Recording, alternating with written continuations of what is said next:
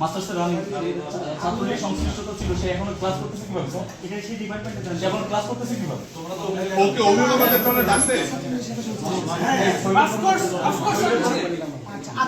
আচ্ছা কালকে এখানে ডাকছে কে? ওইসব কথা ওর বাসা থেকে পৌঁছায় দাঁড়াও। এই এদিকে স্যার কথা শেষ করছে, কথা বলার পর উঠেছে সেকশন। কি বলছো আমরা দেখি নাই? কি বলছো কি বলছো? আমি এখানে বলছি যে ভালো একটা জমি আমি আপনাকে যোগ দিয়েছিল আর এখানে 40টা ছেলে মেয়ে বসেছিল। স্যার আমি কি আপনার সাথে বেদবি করছি স্যার?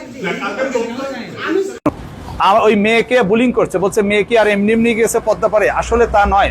আমি পরিষ্কারভাবে দ্ব্যর্থহীন কণ্ঠে বলতে চাচ্ছি যে আমাদের কাছে যে ঘটনা প্রমাণিত হয়েছে সত্যি সত্যি সেই অভিযুক্ত ছেলেটি তার এই মেয়েটিকে জোর করে এখান থেকে মোটরসাইকেলে করে তারও পদ্মাপাড়ে নিয়ে বিভিন্ন রকম ভয়ভীতি দেখাচ্ছে। আমার মনে হয় এর পরবর্তীতে আর আপনাদের আর কোনো ক্লারিফিকেশনের দরকার নাই।